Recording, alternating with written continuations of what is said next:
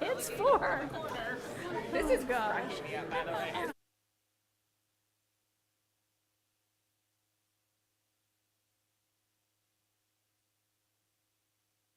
Great idea. I love this thing. In a good way.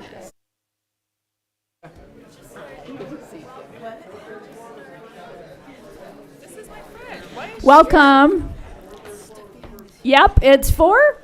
Time to start our workshop. Don't look at that clock. Look at this clock over here. We're actually maybe a minute over. So we want to welcome everybody that is here tonight. It's a beautiful snowy night, but we're nice and warm in here.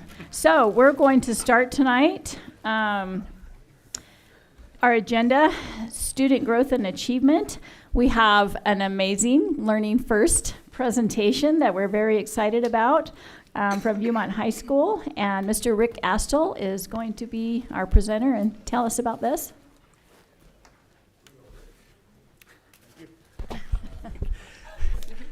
President Gerard, no, it's not actually.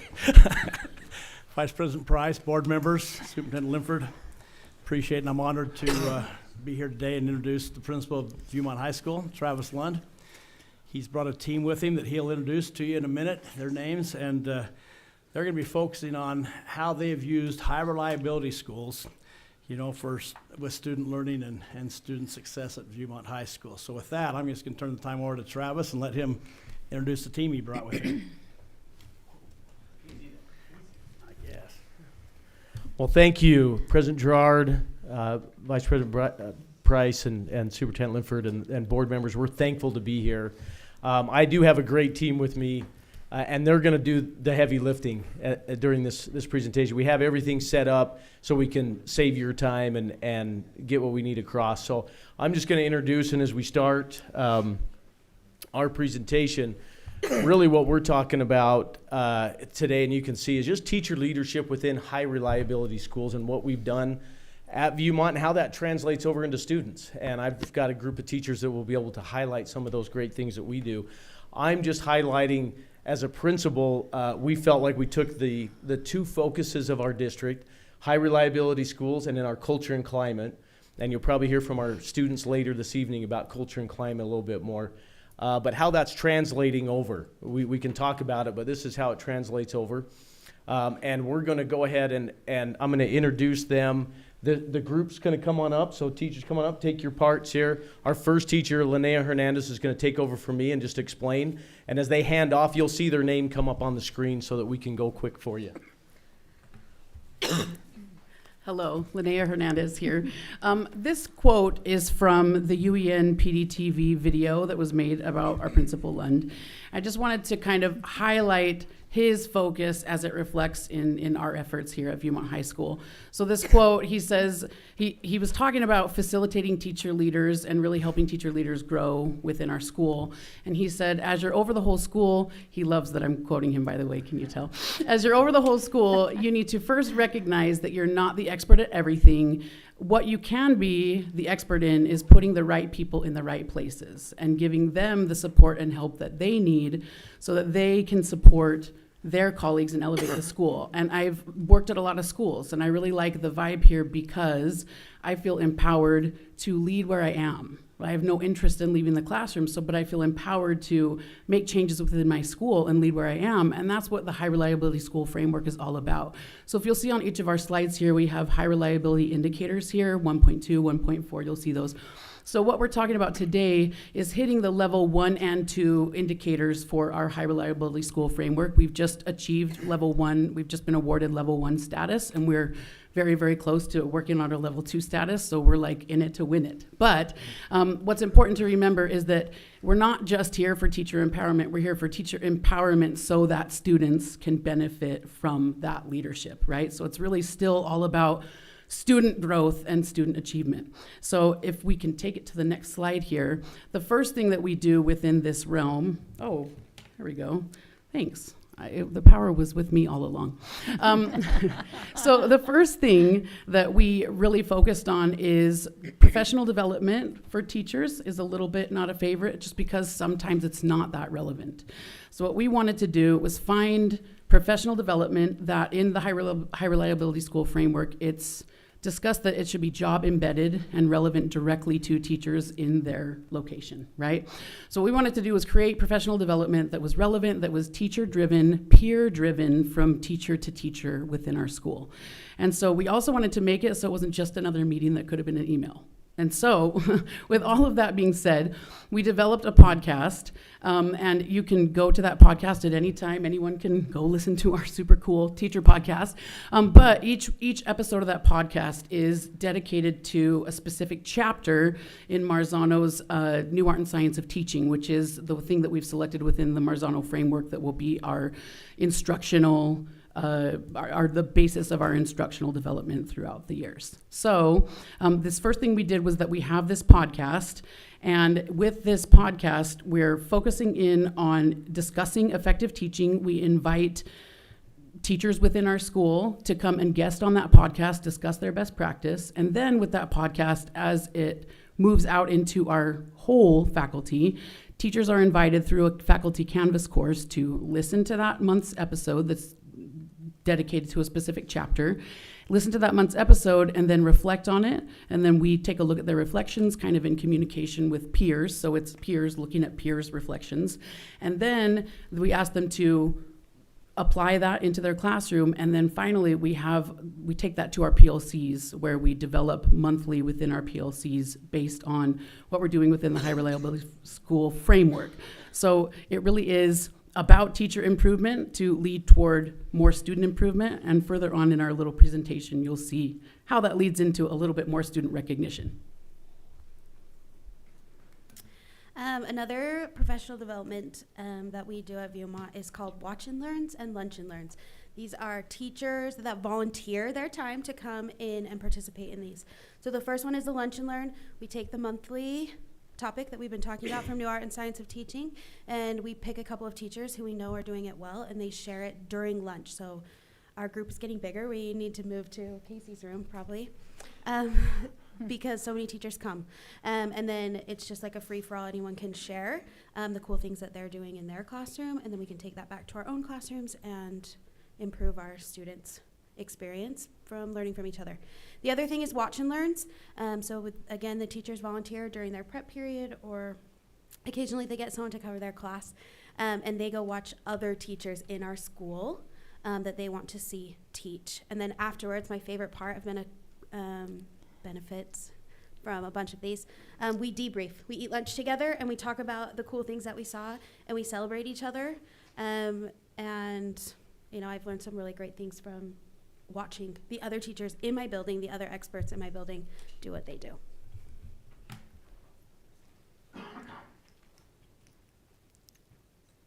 Another area where teacher leadership has been huge in our building is as we've piloted an English language development program, both as a district and at Viewmont High School. So ours is 4 years old. We have 9 languages spoken in our English language development program, and it really was a team of teacher leaders coming together, from ML coaches to the Spanish and LAA teacher to myself, who desperately needed help and support because I speak only English, and there were 9 languages coming in. We wanted it to be a team effort, from the counselors to the administration to our now teen center directors. We work together to make sure that the academic needs are met of all of our students. In our program, we have 4 areas that these newcomer multilingual learners will feel like they belong and are included because they build relationships with each other and find common experiences in moving to a new place and learning new languages, that they build connections in our building and outside of our building so that they feel invested in Davis County and in the state of Utah, that we build on the strengths that they bring because they are linguistically gifted students, and that we provide the support and scaffolds that they need. So some of the pictures that you'll see here are so fun. We've been able to, for example, connect them to adults in our building through an Ellis Island tour. Teachers and counselors and teen center directors have made up the stops of Ellis Island, and these students have taken actual names of refugees that have come through. And then what's really cool is, unprompted, they often share their own refugee experiences, and so it's been really, really powerful. There's pictures of that here. Guest speakers coming in from mayors of cities to an Olympian. We had a Kwasi Frimpong last year who did come to R&R, come and do an assembly. And our ELD students led out on this. These students can be student leaders and it's important that they're taking these student leadership roles. And so those are just some highlights from ELD. I'm happy to answer any questions about that after. The thing that we do is collaborate with our athletes with our unified sports. One of the things is we've adapted at Viewmont was we did a unified sports class. So very similar to like a football class, we have a unified sports class where we had taken kids from all different kinds of sports, clubs, different teams, and adapted them into our unified sports. And so when we first started about 3 years ago, when we got there to Viewmont, it was about 12 kids. Now we're sitting around 35, 40 kids, and it was able to grow. It gets our practice time. So kids, now we're getting multi-athletes that are at their sport, like soccer players or soccer girls, that were able to team-led the team itself. Where I'm not a soccer coach, you do not want me to coach soccer. They're leading the team and coaching the team and doing the drills, and it's peer led by peer. And you see the growth of the school gravitate together just because it's peer leading peer, and it's the most amazing growth. The other, we just had our basketball tournament, and because of that, we had our basketball girls team and boys team show up to our basketball unified game, and it was a huge student section, and we won the game, and you thought we just won, the state championship at Viewmont there. And so you saw it grow really quick. The next thing we do is we do sports to sports and clubs to club. We try to bring, like for football, I really wanted to make sure we gave senior night to everybody. We did 70 tickets to the play to try to get around to showcase that we need a sport and get around to everybody. And once we have done that, you now see kids jumping into other aspects of our school. I have a football player that plays D-line that was in the play. I have some that were singing in choir. We now have gotten kids that can do a little bit of everything at Viewmont because of that. As a performing arts teacher, sometimes we feel a little bit like we're islands, and that there's not really anyone around to support us. Even though in a music world we have band, choir, and orchestra, sometimes things get a little bit competitive. We're all trying to make sure that our programs are wonderful, that they are, reaching the capacity that we can or that we want them to be. And so when I got to Viewmont, I realized we can do so much more together. And there are experiences that kids are really missing out on if we don't collaborate. So one of the things that we decided to do last year was we started a symphony chorus. And we collaborated together as band, choir, and orchestra and said, what kind of experience can we give to our students that they have never had before? And we created something truly extraordinary, something that was so extraordinary and different in all of Utah that we were allowed to be or asked to be the featured performer at the Utah Music Educators Association conference down in St. George this year. It's the highest honor that you can receive as a performer in the state of Utah, and we were thrilled to be able to do that, to bring something different and to be able to say, this is what we do when we collaborate. I came from the junior high, spent 17 wonderful years there, and realized that there was so little collaboration as well from the junior high going up to the high school. And I said, well, now I'm in the high school, let's change this. And so we started a concert where every year in March, when kids are looking at schedules and figuring out what they want to do when they come to high school, started a concert where the junior high students were able to come and be part of my concerts. They were able to come and be on stage with us and be surrounded by these high schoolers who love and adore them and taught them an even stronger way of doing things. We had sophomores who created questions and said, what would these ninth graders want to know coming in? And so we crafted the entire concert around that, being able to answer things for kids so that they felt comfortable in that transition. We realized that there is so much good that can come when we kind of remove the pride from ourselves and say we are stronger when we work together. Mm-hmm.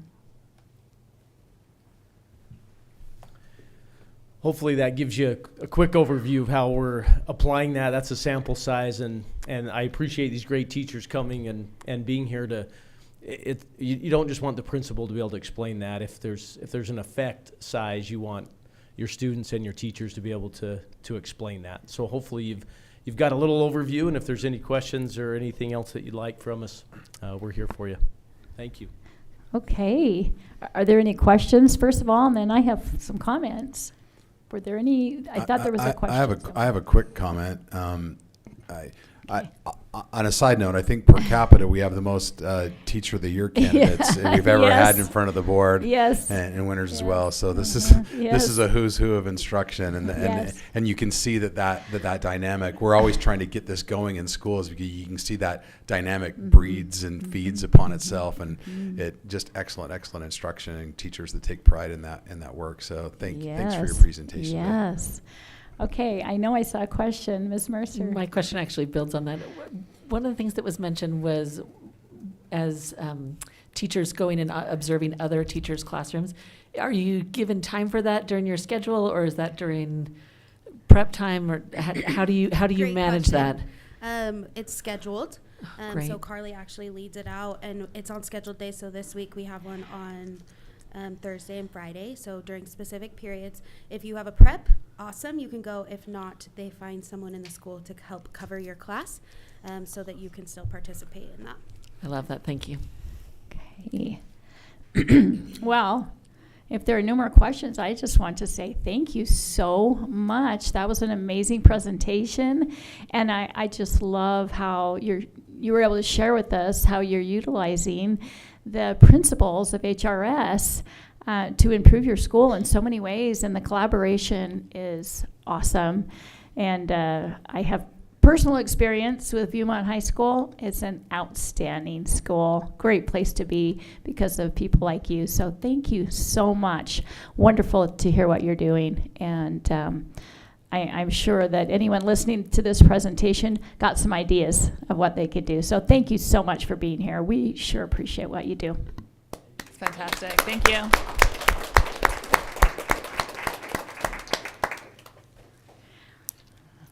Okay, next we have a safety and security presentation, and turn the time over to John Zerbakken and Rich Swanson.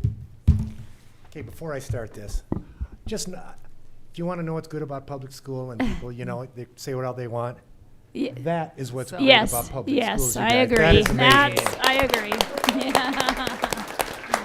Yeah, outstanding. You think about your history and education, and all of a sudden you pale in comparison to the work that these folks are doing today. It's amazing. It's amazing. Well, let me talk to you all about school safety and security. What I'm going to provide for you is a bit of a 35,000-foot view to give you an idea of what the law says, what our responsibilities are, and where we are as a district in meeting the deadlines and the responsibilities that have been put on by the last two legislatures.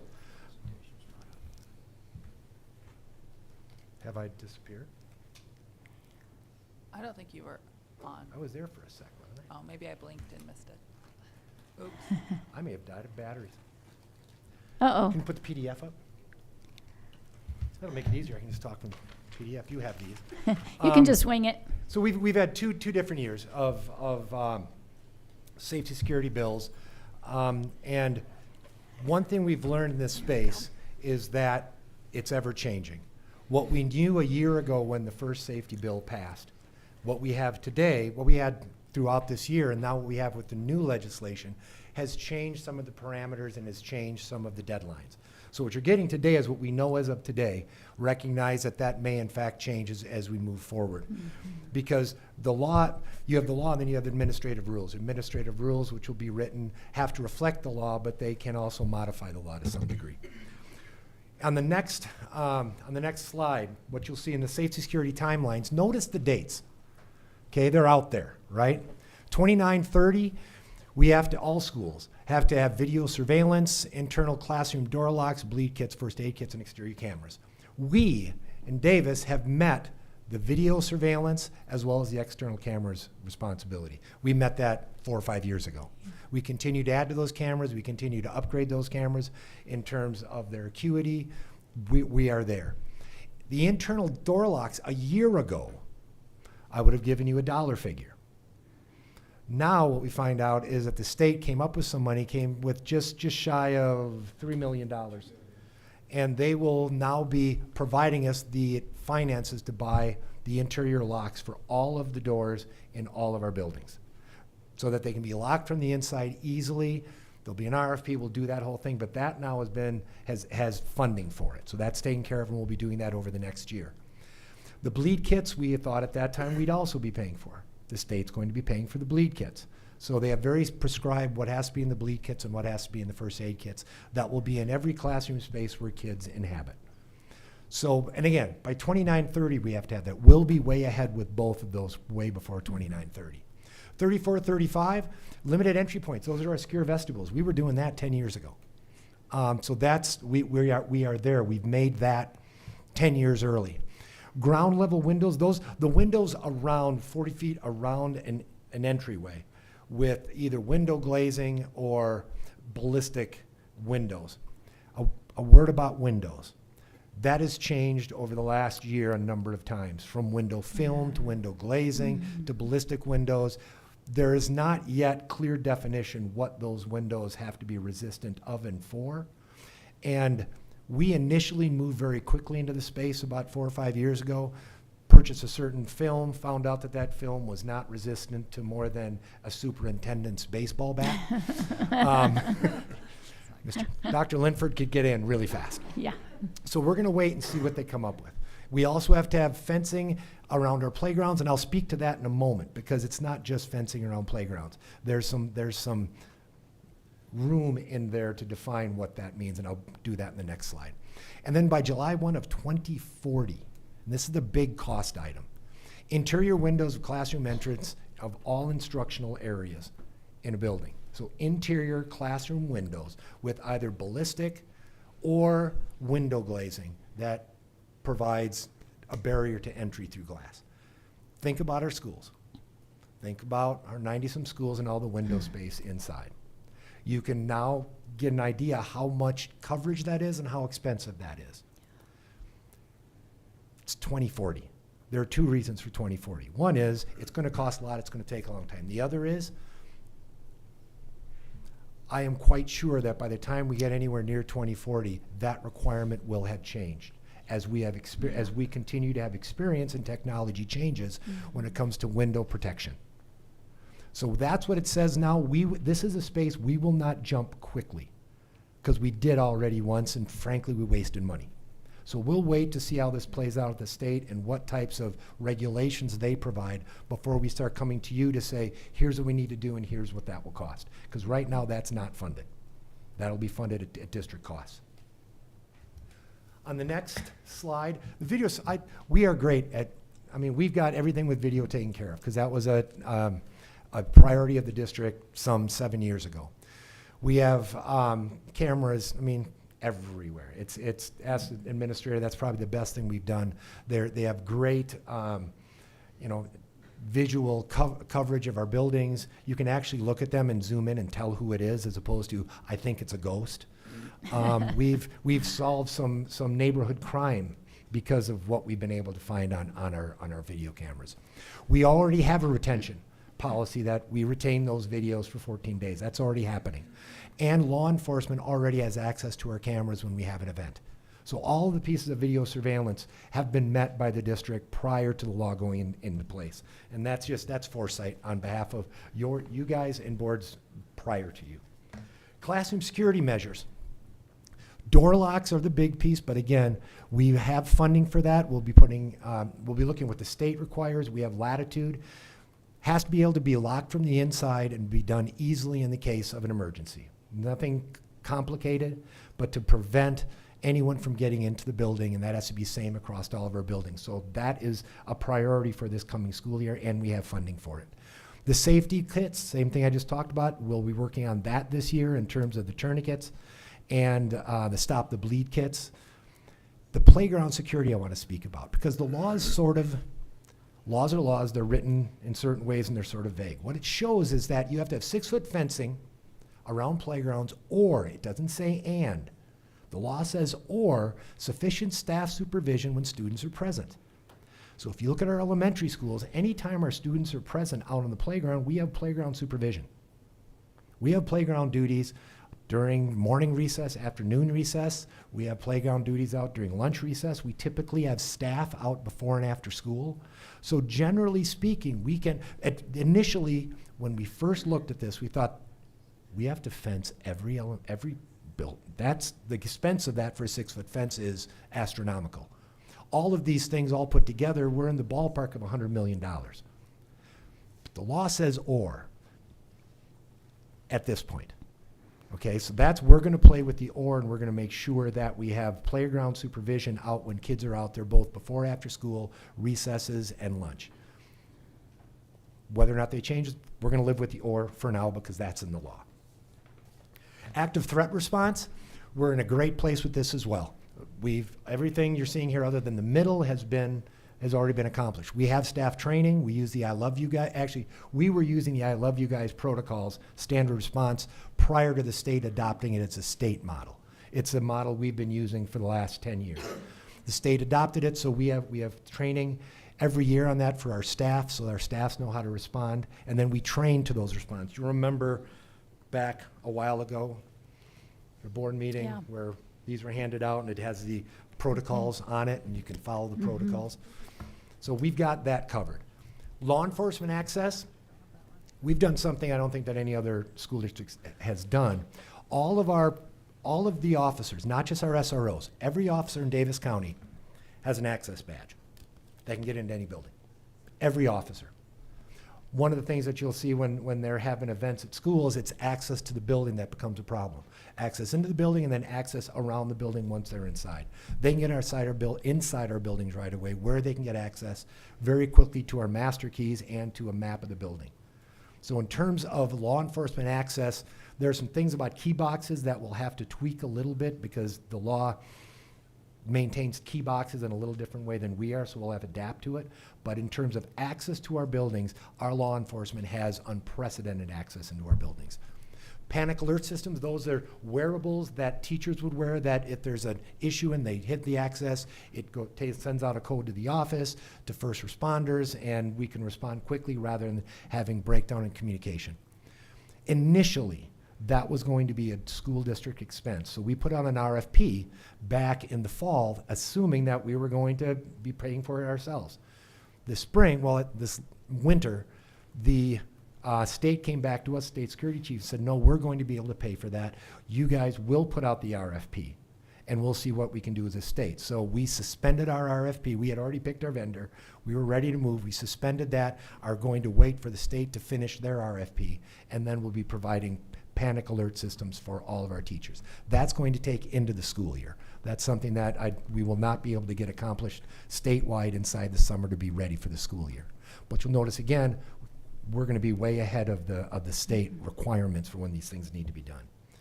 The next piece, and an overview of this. The law speaks very clearly we must have one or multiple of 3 types of armed individuals in our building during any time school is being taught. That's the regular school day. Either you have to have an SRO that you contract with the municipality, which we have in our secondary schools, either part-time or full-time, or you can hire a private security agency and contract with them, or, it's the word we all know, you can have what are called school guardians. School guardians are school employees. They must be school employees. And that's essential to understand first. Because when they first came out, people thought it's a volunteer. So people in the community could volunteer to be guardians. That is not allowable by law. They must be a school employee and, not or, but and an employee who does not have direct responsibility for children. So that takes out your principal, that takes out all of your teaching staff. If you have direct responsibility, and it takes out some aides who have direct responsibility for children. So you can think about a school and a school employed community. Primarily what you're looking at, custodial staff, some administrative staff other than the principal, office staff, kitchen staff. Can't be, you may think, what about the folks who come into our building? Our carpenters, our plumbers, our roofers who are there in and out. It has to be someone who's in that building. The law says that you must have one of those 3 in a building at all times when the educational program is going on. You can have multiple, but you must have at least one. To speak a bit more about school guardian qualifications, already talked about the role and limitations. Cannot have primary responsibility for children because in an event, we want those folks taking care of children. That's the bottom line. Also, it must be it's a volunteer status. It's an employee who chooses to go. And this isn't a wink, wink, nod, nod. You have this position. We can't tell you have to, but you kind of have to. This is solely and purely voluntary. The requirements for that volunteer is that first, the administrator, the school administrator has to say, yeah, I'm okay with you being a guardian. So the first level of scrutinizing is the principal. The principal says, you know, based either on some factor, you rather not be a guardian. That's where it stops. If you pass the principal, you have to have a valid concealed carry permit already. Not, I'm going to get it, I've got it. Once you've done that, now you have to have your mental health screening. It's an abbreviated mental health screening that the police already take. That's at our cost. Okay, so all of this at this point to do these things are at our cost. Principal says, yes, I have my concealed carry permit. I passed the mental health screening.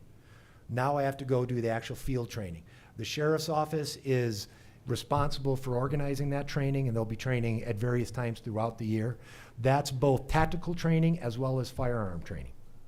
So they'll go in, they'll have their firearm training, their tactical training. If they pass that training, now they're able to be a school guardian. You have to make all 4 of those. The training happens every year, so you'll have to pass that every year to continue to be a guardian. I'm going to have Mr. Swanson talk to you about the process we are going to use to identify guardians, but also recognize that guardians by statute are not publicized. The only folks who are going to know who the guardians are, the local police office will know, the state security chief, the county security chief, Mr. Swanson will know, the principal will know, and that's it. They wear no insignia. They conceal carry. You would not know who they are when you walk into a building. If any of us find out who they are and publicize that, that's breaking the law, and we'll be charged with breaking the law, and it's a misdemeanor. So that will happen if and the idea, it's like, okay, let me help understand the notion. The notion is we don't want anyone to know who they are, because if people know who they are, someone who wants to cause harm may try to figure out where that person isn't and do harm where they aren't. Mm-hmm. So the idea of them being anonymous makes sense, that I never know if that adult is or is not the guardian. So that's the philosophy behind it. Where we won't go, and I'm sure it's, there are all sorts of questions about the guardian program. We will follow the law as identified. We will solicit volunteers. We will go through the 4-step training process. When they pass, we will have them placed. The question will come up, well, remember I said you had to have one of these people had to be in a building at all times. What if you don't have enough? There's nothing in the law that says if you don't have enough, you must do this. What we are being asked to do is do all due diligence to meet the requirements of the law. Our due diligence will be to publicize inside of our buildings with our employees, provide the training opportunities, and then we will identify the state. Here's what we have. This is what our employment community came up with.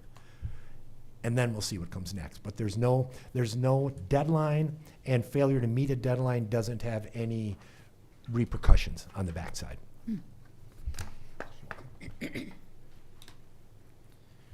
So our intent is, as a district, that we'll begin to move forward on the Guardian program. Actually, this next month in April will be the first training course. We will outline this to our school principals this Thursday and talk them through that process of what those expectations for the school guardians are. Again, solidifying the requirements of their concealed carry permit. And then we'll work with those that the principals have recommended. And again, as Mr. Zerbakken said, this is important that this isn't even a conversation where the administration is sitting down together. This is one of the few things that the principal and the assistant principals aren't sitting down together looking at personnel and decisions in the district. But the principal will then be able to provide this information to the staff looking for volunteers. Once the principal has those volunteers, The principal will be required to reach out to me. The employees can't make contact and say, this is something that I want to do. They'll all go through the principal, and that notification will be made to myself through the principal. Again, the purpose in this is that each one of these guardians needs to be supported and needs to be something that our principals feel comfortable with and can sign off on. Another thing that goes along with that with our principals in the building is, say that one of our school guardians goes through some life-changing events or some other stressful things that are happening, that principal can remove a school guardian at any time. And so if there's concerns that are coming up with an employee that has volunteered, we can then remove that designation from that employee as a school guardian. We will then work through this process to then have them have their mental health fit to carry check that each one of these employees have to do. Again, this is in a nutshell of what our police force does. There's one specific company in Sandy that does this statewide for all of our police departments.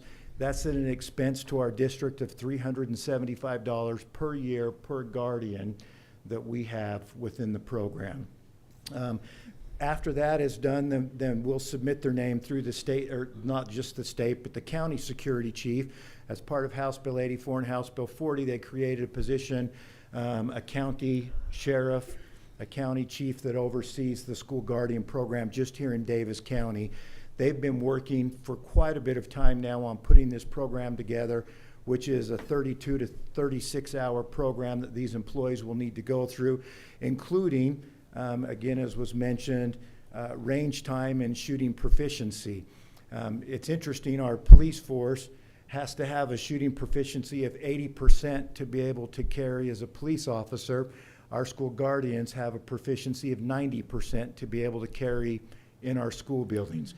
And so these individuals, again, we're not trying to replace the police that we have in our county. We have an amazing response time of, on average, 2 minutes to 2 minutes and 30 seconds to have police in our building, at any building in our district at any time. This Guardian program will hopefully bridge that gap of 2 minutes. And again, can't reiterate enough that once the police are on campus and are there, this person now has no duties in that action and in that response at all. They are to relieve themselves and get out of the way of our police force as they do what they need to do to take care of our facility and our students, faculty, and staff in that building. So again, this will start to move forward with our principals this Thursday, with them making recommendations by the following Friday. We then intend to begin our first guardian training class under the and when I say we begin, our county chief and our county sheriff will begin that training on April the 8th with our first group of volunteers moving through.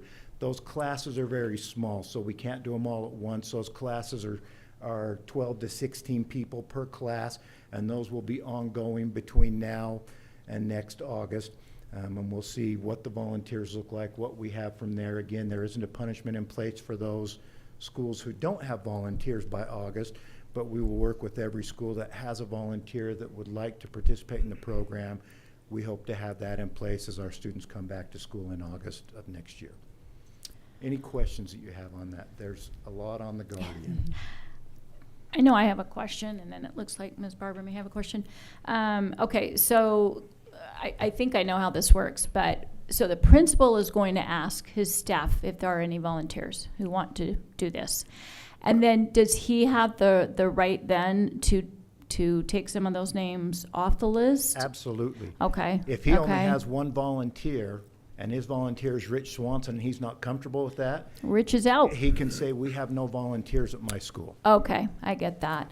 And then if you don't have any volunteers, I don't know that will happen, but it very well could. If you don't have any volunteers, does the principal then make a recommendation? No. At all? Okay, so this is strictly No recommendation. volunteers, okay. It's a volunteer and Okay. a volunteer of a school employee. Again, not the principal and not a school employee. Right. Has primary responsibility of a classroom of children. Okay, well, this kind of goes back to what Mr. Zabrakan was talking about. We'll do our due diligence and do the very best we can. And when we're done, when we get to August, we'll report to the state security Yep. chief. by school, here's what we have. Okay, got it. Ms. Barber and then Ms. Mercer. Okay. So these school guardians, do they have any other daily responsibilities, or are they just in case of an active shooter situation? They have to be employees, so Yeah. they already have. Just other- their regular, and but they don't have any they extra? carry during their work hours. So if it's a 3.5 hour aid, they would be, they'd carry during their 3.5 hour work period, and when they're done, they would go home. They wouldn't continue being a guardian because they're off the clock. So only people on the clock who are employees doing their regular job can function as guardians who do not have direct responsibility for children. But they don't, one of the questions I got is this guardian gonna be at the front of the school during drop-off times? Are they gonna be at a door? I don't know how that would work logistically, I'm just asking the question that I've heard. They will be Doing their job. Doing whatever Doing their their job The is. public won't know who's doing that job. Yeah, that makes That's sense, the yeah. the anonymity piece that provides greater protection than just Mm. one person. I hadn't thought about the concern about it being a part-time person though, but that makes it a really, Well, again, you must, according to law, we have to have at least one armed person in the building at all Okay. times. So if we There has to have be like people a who are part-time, we're gonna have combination. even more. We Yeah. already recognize, to truly do this effectively, Yeah. to meet the letter of the law, we think that it'll take at least 3 armed guardians per school. For sure, At the minimum. yeah. So about 300 people to be able to get across district, including the secondary schools that currently have SROs, because often SROs, not often, but periodically, they get called out Oh, yeah. on calls in the precinct. And when they go, there has to be someone there as backup. So we would always have to have a schedule that maintains that someone's there with a weapon. and then just to follow up on Bridget's, or President Gerard's question. So if a school has no volunteers, our plan is in August to just say this school has no guardian. We will make that notification to the state security marshal. Yeah. We won't put out a Oh, yeah. memo or, yeah. That makes But sense. we will- Yeah. What Obviously. we will just share out is, Yeah. here's a list of our schools and here are the guardians per school. Interesting, okay. Okay. Ms. Mercer. I have first a clarification of that and then a comment. So there will not be a list available of which schools do not currently have. Correct. Okay, so that will not. That was one thing that Mrs. Stevens had mentioned that there's benefits of people not knowing which schools don't have guardians, and I appreciated that comment that had been made earlier. I'd also just like to express appreciation to our local law enforcement. I am a parent of a child at South Davis Junior High, and last year we had an incident of a suspected weapon at that school, and we had law enforcement inside the building within 2.5 minutes. I think it was 2 minutes 40 seconds. Sorry if I'm, but I was in a community council meeting at the high school next door when that incident happened, and was getting live reports, and as a parent, of course, I was concerned with what was going on, but everything that I heard said. I had a friend that was in the vestibule waiting to check out his child, and he said the police arrived and just ran straight inside that building. And so I would very much publicly like to express appreciation for our local law enforcement and what a phenomenal job they do. And thank you so much, especially that we have great relationships with our law enforcement, that they get there so quickly. And secondly, that we have been ahead of the challenge on having all of those law enforcement officers having keys to our building and internal doors.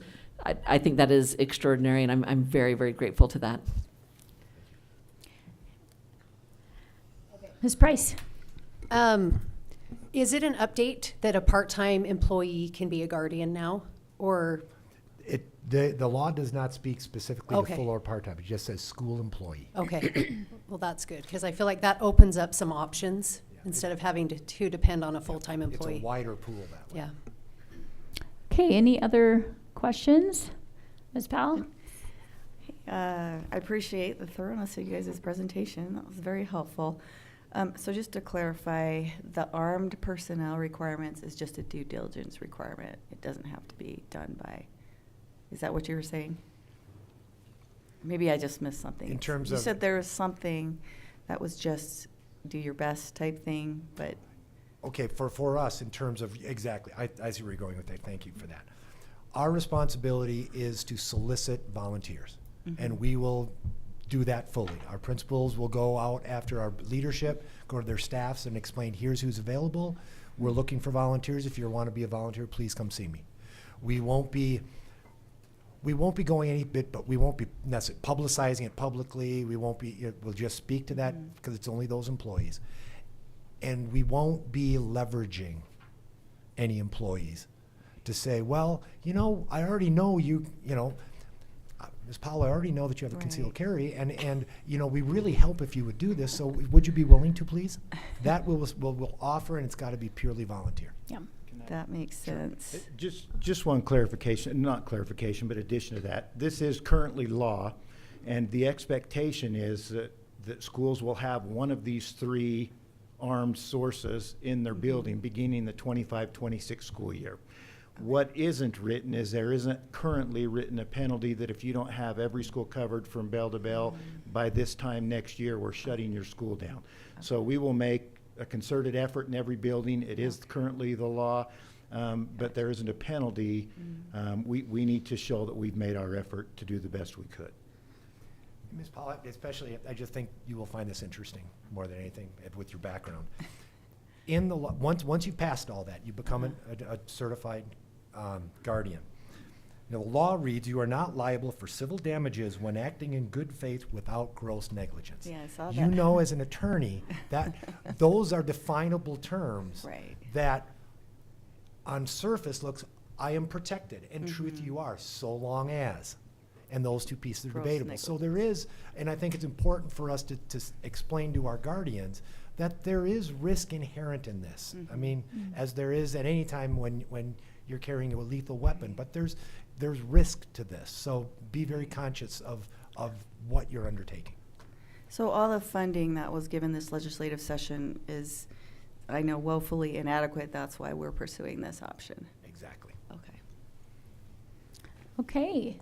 If there are no more questions, I want to thank Assistant Superintendent John Derbakken and our Risk Management Director, Rich Swanson. Thank you so much for the great job that you were doing in your great presentation. Just wanted to appreciate Superintendent Linford. He's smiling right now. Yeah.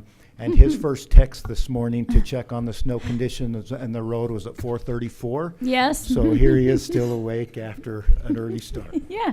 Can I just mention that these guys were both awake before that time? Yeah, so, looking at the snow we are in reports. good hands Yes. with these gentlemen. Yeah, we appreciate you both so much, all 3 of you. I think this really speaks to our preparation that we have been making in safety for many, many years, and a lot of these things we have already accomplished, and great job for that. And to echo what Ms. Mercer said, so grateful for the partnerships that we have with our local law enforcement agencies. So thank you for that. Next, we have Dr. Logan Toon and Dr. Montero and Dr. Linford, and they are going to give us a legislative update. Okay, and I'll jump in, and I'm going to do it from this chair, and then we'll invite Logan and Dr. Toon and Dr. Montero to come take the mic as well. And also I think Mr. Leffel is going to jump in and hit a couple things. I want to talk just in terms of overview and really talk about the efforts that we've made to engage in this process. We know that we whether we want to or not, we have to engage in the post of the process when the bills are passed and we begin to implement legislation. As you know, I mean, there are districts in the state that are barely implementing what was passed last year because of the sheer volume. And there are districts that count on our district to do some of the work on this so that they can absorb it and use it within their own policies. So we do appreciate the staff that we have that can implement sometimes really complex policy. Want to express appreciation to the board for, and some of this is Bridget's pioneering efforts as the former president of the USBA, but this idea of inviting our legislators into our classrooms. We think it's so critical that the folks who are making decisions about classrooms come and see.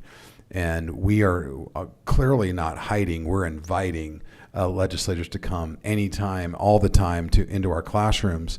But it's especially nice to have at least one day where it's hard to hide. You know, you're all invited and everyone's doing it.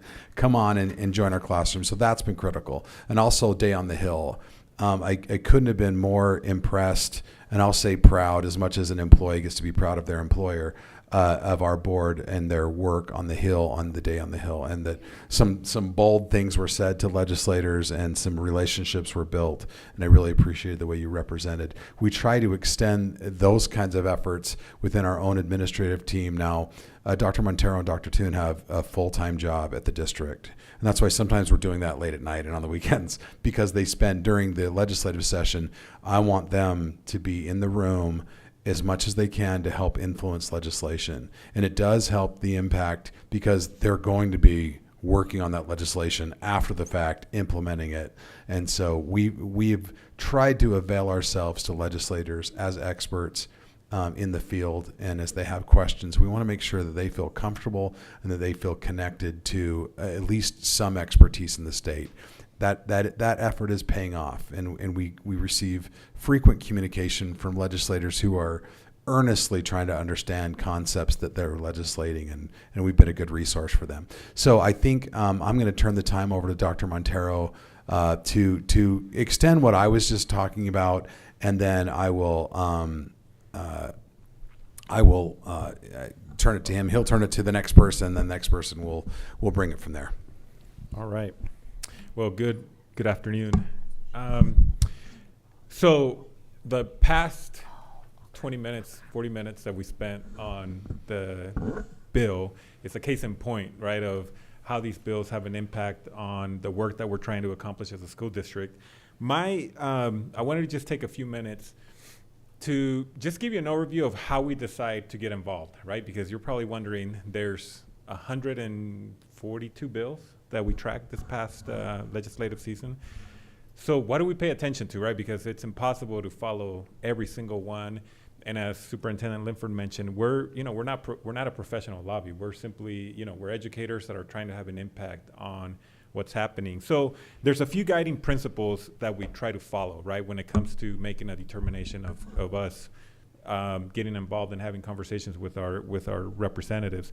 The very first guiding principle, and I use guiding principles because it's easy to go, on a whim and go back and forth with, some of these bills. And we believe that if we adhere to principles as opposed to anything else, we can be more consistent in what we advocate for. So the first guiding principle that we follow is we ask ourselves, does this policy, law, or amendment improving the education environment for the children we serve?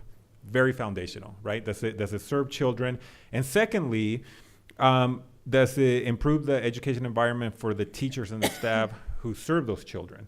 And we wrestle with that question. Secondly, we say, does the policy, law, or amendment improve efficiencies in our operations?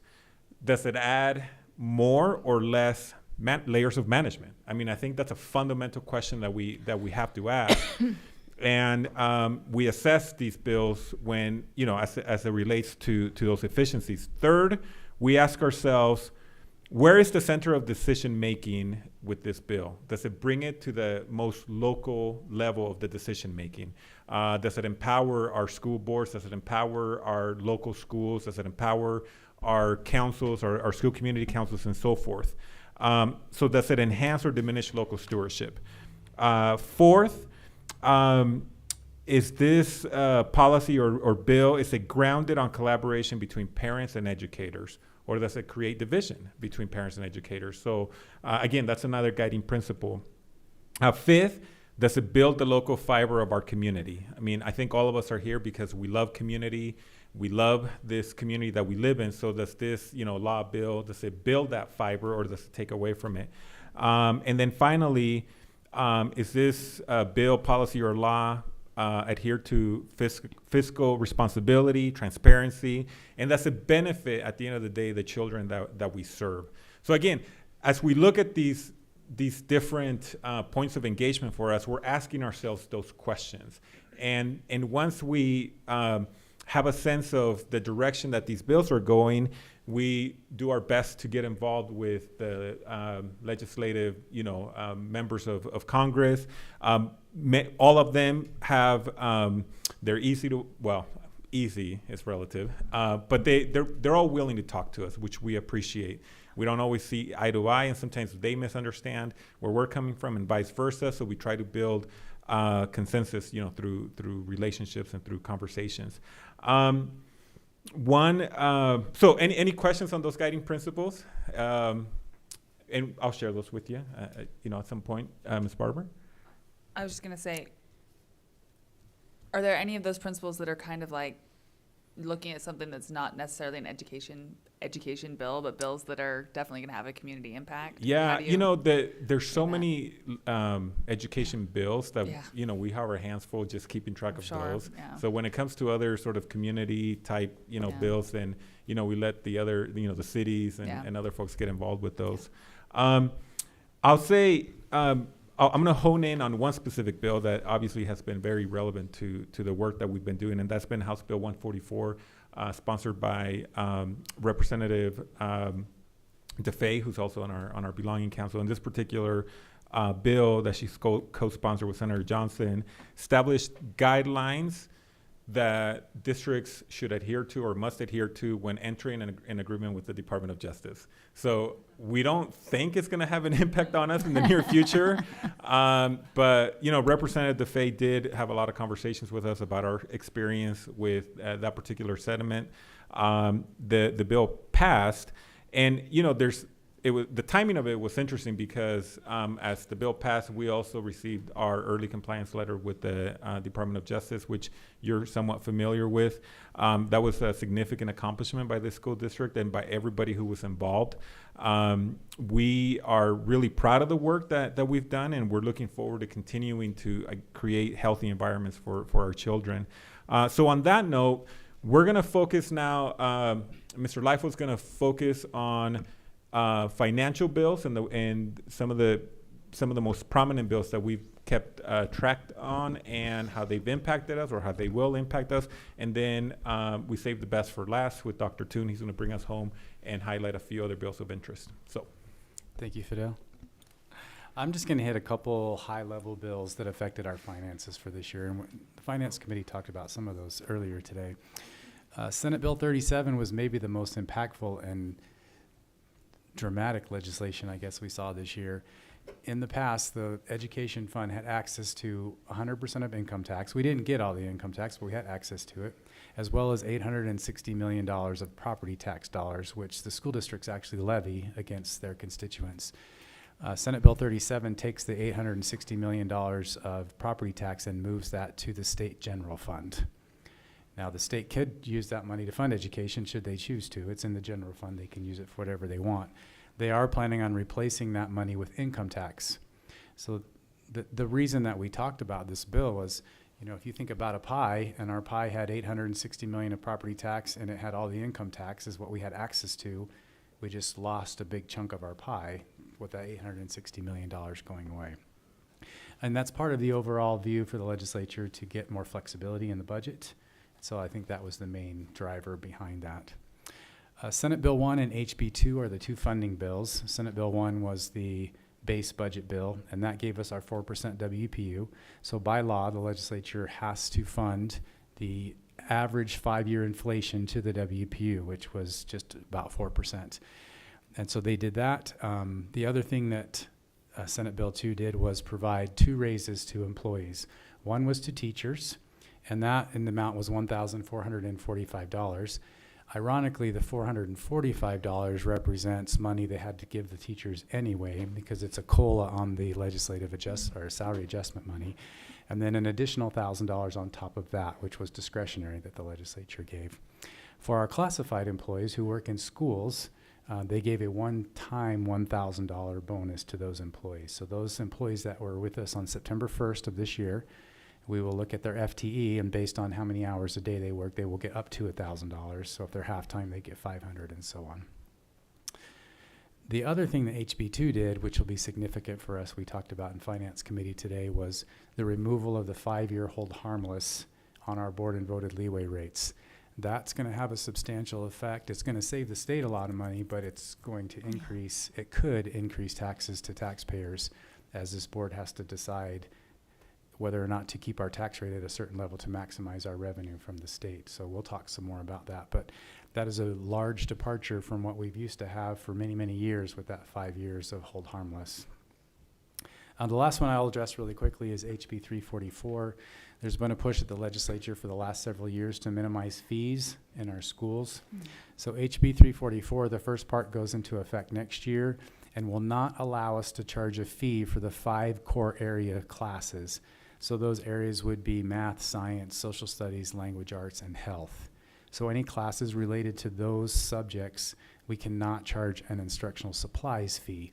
We could still charge an instructional equipment fee, for example, like a protractor that the students would take home after the class that becomes their property. We could charge a fee for something like that. But supplies, science might be the biggest area affected because a science teacher could no longer charge for supplies for their classroom. So it could be interesting. The second part of that bill, which doesn't go into effect till FY27, requires that every school district has a graduation path for each student that would never require a fee. So a student could basically go K-12 and never pay a fee all the way through school. We already can't charge fees for those 5 core classes, but there's also graduation requirements associated with the arts, with CTE. So we will have to provide a class starting in FY27 that would satisfy an arts credit, satisfy a CTE credit that does not have a fee. So most of the time those classes may have fees, but we'll have to have a way that a student can graduate with no fees. They did provide some funding to help ease us into that. It's one-time funding that will be allocated over the next 2 years. So we can ease into that. We can help our schools with some of these lost fees. After that, it will be on our own to figure out how to replace that revenue. Okay. I'm sure I know there are some questions too. Ms. Price, you had a question? Does that include remediation? No, remediation we still can't charge a fee for remediation Okay. classes. Thank you. Ms. Stevens? I have a question about Senate Bill 37 as far as the legality of it. Are there any school districts that are looking to push back on that as far as the way it will be reported on taxes or on property tax forms? We brought that up with legislators, and the answer centered around this is not a new concept. So cities, for example, they charge sales tax when you go to a local restaurant, and then that money is remitted to the state. So in their minds, another entity charging the tax and then remitting it to the state is not a new concept. We discussed with them about could we put in the legislation that on the property tax notice itself, right now it says basic levy or basic school levy on the property tax notice, could we remove the word school? And that did not go through in the bill. I'll just add something that is in my Utah School Board Association report for our board meeting later, is that the Utah School Boards Association and I believe the Superintendent's Association has or will shortly, I believe they've already sent it from those 2 organizations, asking the governor to veto SB 37. And I'm sure there's other organizations that have done that as well, but we'll see where that goes. Thank you. Okay, Mr. Leffel. I'm next. Thank you for the opportunity here. I only disagree with one thing, and that was when Dr. Montero said they're saving the best for last, but I'll still do my best regardless of that. It's my opportunity to cover 3 bills of interest, just kind of in a high-level discussion about some ongoing work that we have going on in these 3 areas. I would like to add just a little bit to the response to Ms. Barber's question about other entities. In addition to, well, we do kind of only actively pursue those bills that are of interest to our district. We do have strong partnerships, though, outside of the school district through the Davis Chamber of Commerce and the Northern Utah Consortium of Chambers that has a kind of an advocacy group for legislature that has broader impact. Our interest there is in education. There's an education subgroup of that. Dr. Tyler Paul, Kara Toon, Dr. Hansen, Chris Williams, they've been involved in that group and kind of take our interest to that group, and then we also collectively represent that group when we visit with other people. not actively lobbying for those interests, but just sharing and making sure. Another thing we do just out of courtesy, when we're taking a position on a bill that might have an impact in other spaces, we like to reach out. As an example, there was a bill about some question about how it might overlap with higher ed. And so we reached out to President Mortensen from Weber State and President Brush from Davis Tech and got their understanding before we took an active position, just to make sure we weren't creating consternation here in our community with our positioning. I'll first talk about Senate Bill 178, which is the bill that prohibits the use of cell phones during class time. That bill's taken a lot of life. We've talked about it really early in October, after it kind of got named and sort of had some tentative draft language around it.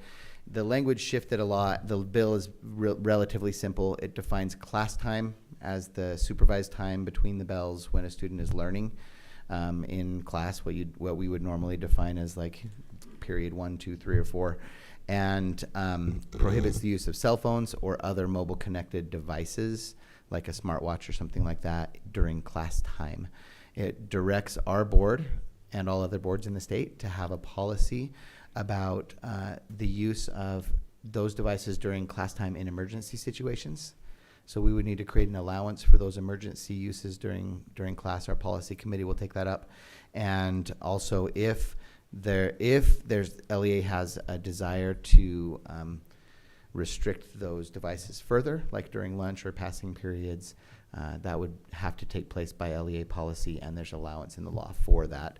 Our current practices in most of our secondary schools, in fact, I dare say all of our secondary schools, reflect the expectation that the law has. Some iterations of the previous bill kind of had like some level 2, like level 1 first infraction procedures that we would follow, level 2 second infraction procedures that we follow. All of that was stripped out of the final bill that was passed, which is actually good for us because our schools like to make those decisions locally in consultation with their parents about what happens when there's a violation. And that would be our administrative recommendation to the policy committee as they consider this, is they leave those kind of administrative disciplinary decisions in the hands of the local school people, school administrators and such. So that's Senate Bill 178. Senate Bill 99 is one that kind of had its birth in the 2024 legislative session.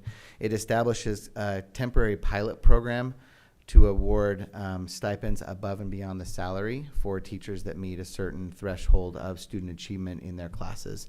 It's called the Teacher Merit Award Program, and it's overseen by the Center for the School of the Future in terms of methodology.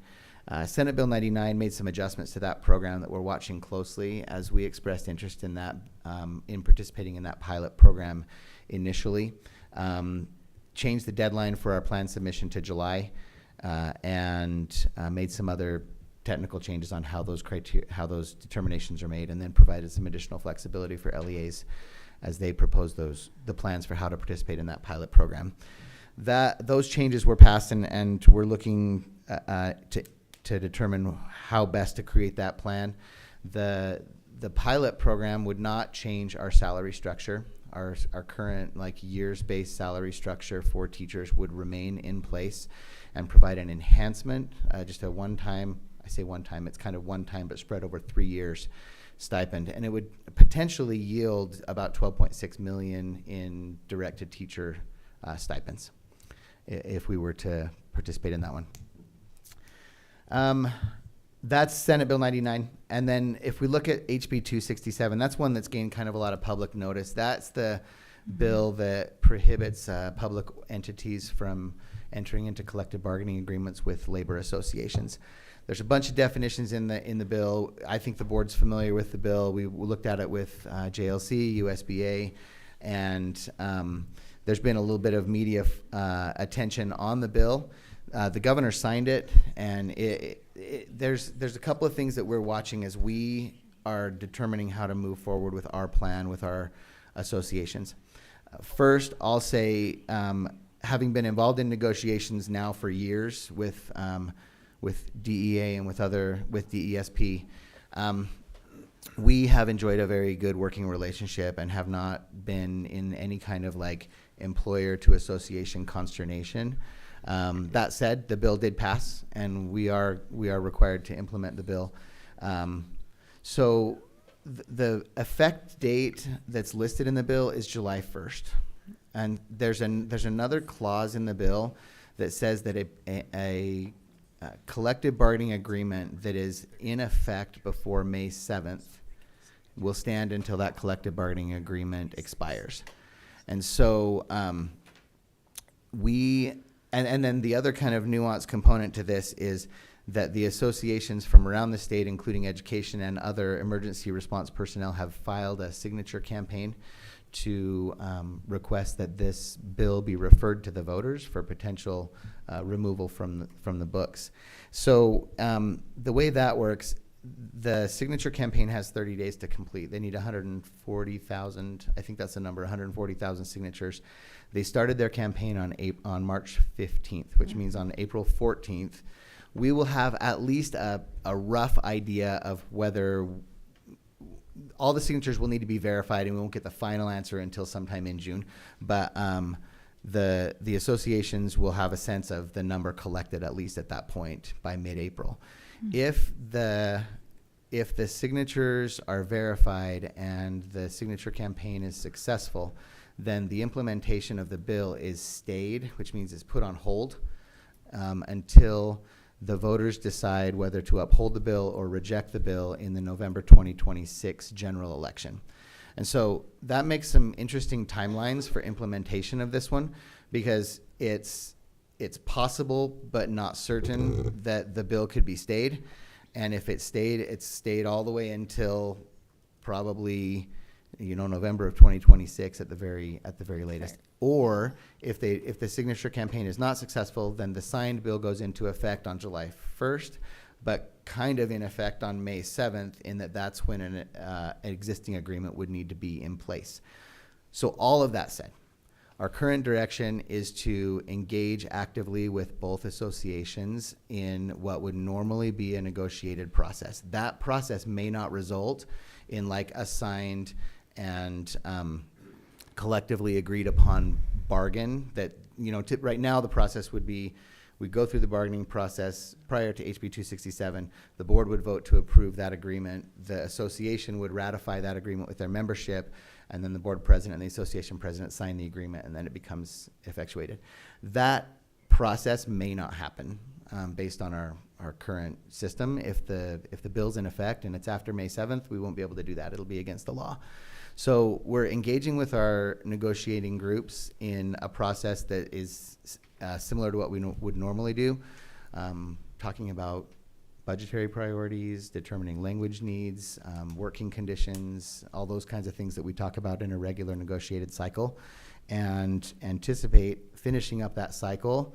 And then after we have a sense of signatures, deciding whether to put an agreement in place before May 7th, or whether to use all that collaborative effort and just have a district decision about employment criteria for our folks. That's a lot. But 3 kind of bills that we're sort of actively working on right now, and there's a lot more. Mr. Onofrio's got kind of a sense of all those bills. Our process from here would be anything that requires policy. Mr. Onofrio will work with our paralegal team and bring policy recommendations to the Policy Review Committee, and those would come to the board for approval. There's several bills that pass that will require some kind of policy work. Okay. Thank you so much. Are there any questions? Dr. Toom. Ms. Stevens. Yeah, I just appreciated being able to talk to you about Senate Bill 99, about why our district is opting in, since I've had constituents reach out to me requesting that we opt out, and better understanding that that funding would just be lost to us, and we would lose a seat at the table in the conversation around how that's being implemented, that merit program, that it doesn't affect teacher salary, but it is just adding to that, and that there is a collaboration factor in how teachers are evaluated to receive that merit. Is that all correct? That's all correct. Thank you. Okay, any other questions? Ms. Hogan. Yes, and I'm not sure who to direct this to anybody who wants to respond. This is more kind of something that I think about and struggle a little bit with when it has to do with the subject of our involvement with the legislature. I really appreciated the guiding principles. That helped me a lot. I guess my question is, how do we balance, because we are advocating for those things that we feel are important to public education. We are funded by the taxpayers, so how do we lobby for things, but when we know that some people in our community might disagree with that or want the law to pass or not to pass, depending on what the situation is. It's just something I've had in my mind. Yeah, for sure. And feel free to chime in, any one of you. But I mean, you know, we have to exercise a lot of discipline in that we're not inserting our own views on some of these issues, right? A lot of the times we're having conversations to help legislators gain understanding of what's happening with some of the laws that they're pursuing. I'll give you an example. Because of a relationship that we have with a couple of legislators, we had a legislator who was running a bill on that would impact the way that we're serving students who are receiving counseling. And she reached out to us through another legislator who we have a relationship with and said, hey, can you guys can we share with you what we're thinking and let you react to it? And we did. We had a good conversation.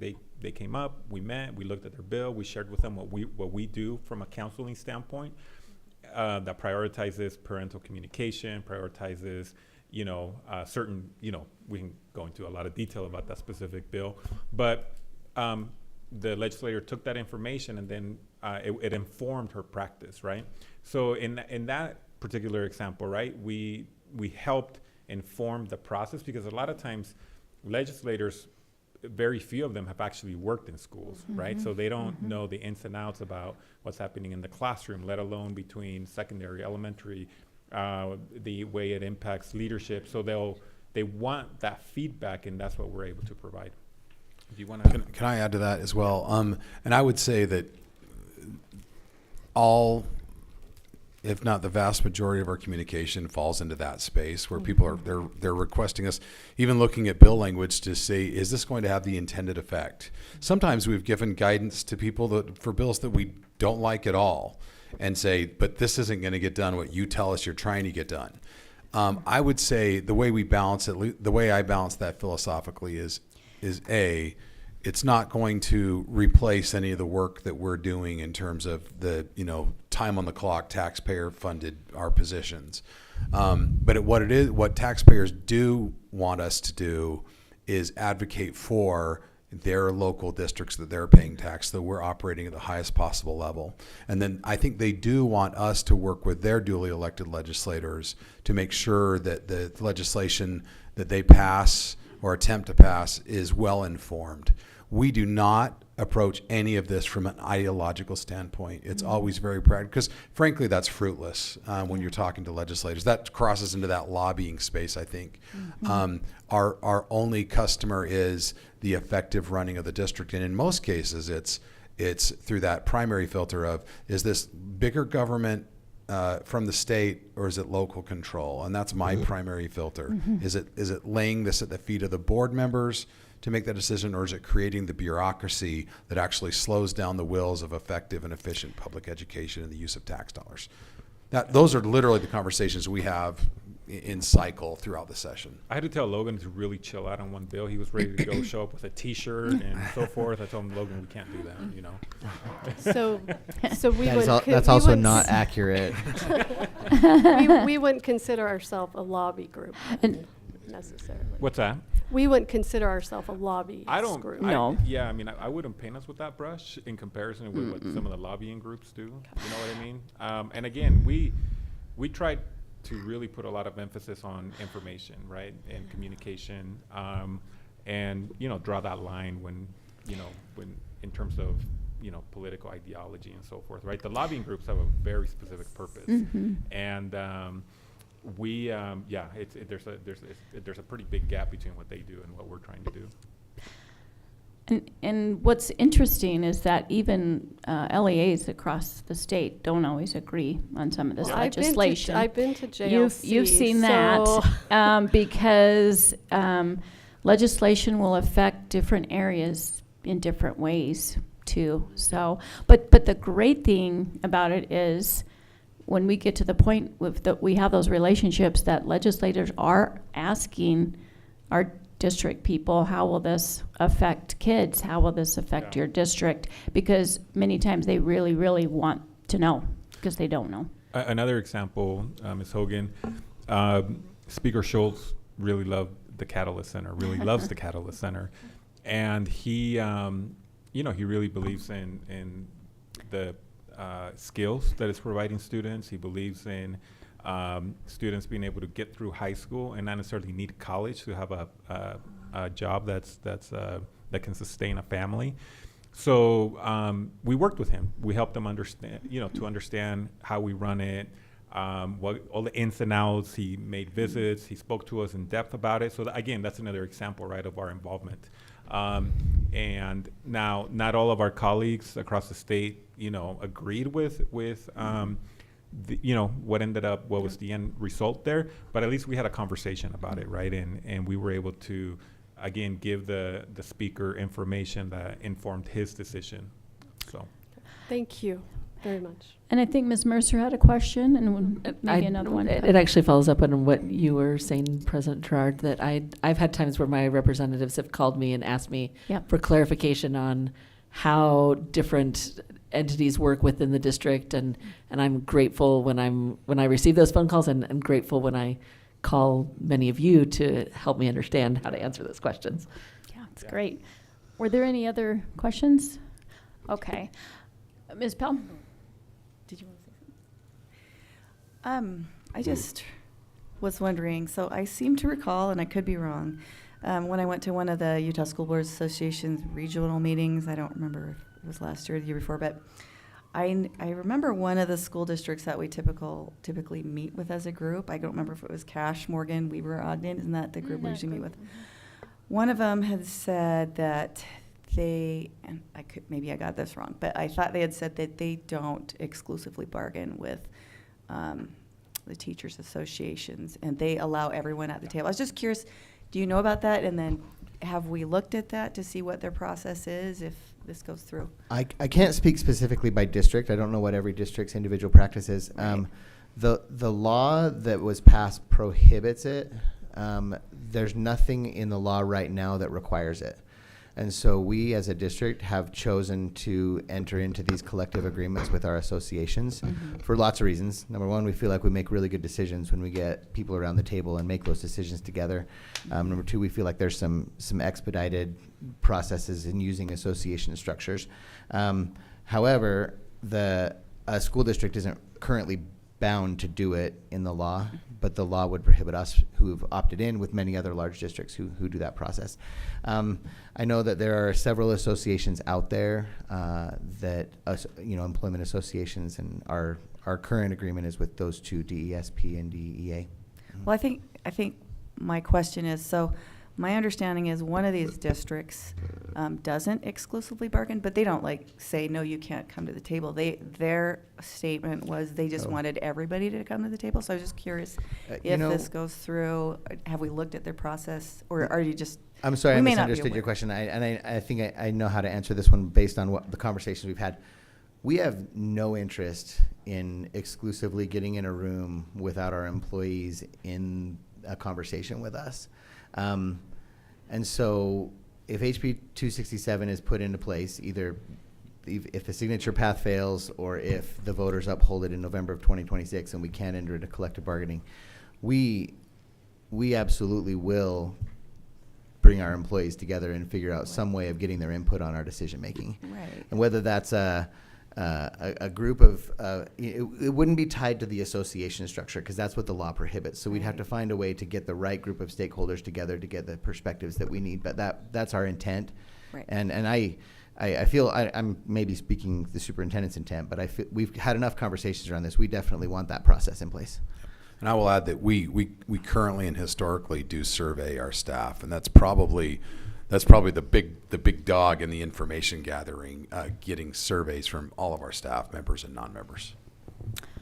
Oh, okay. Seeing no more questions, I just want to say a huge thank you to our superintendency for their and our BA and our legal counsel, Mr. Onofrio, for their expertise and involvement in legislation. I feel like we're more involved than ever before, and it's really a benefit to us. So thank you for your work on this. And we've come to the end of our agenda for our workshop, so we will adjourn until we reconvene again at 6 p.m. for our public hearing. Thank you.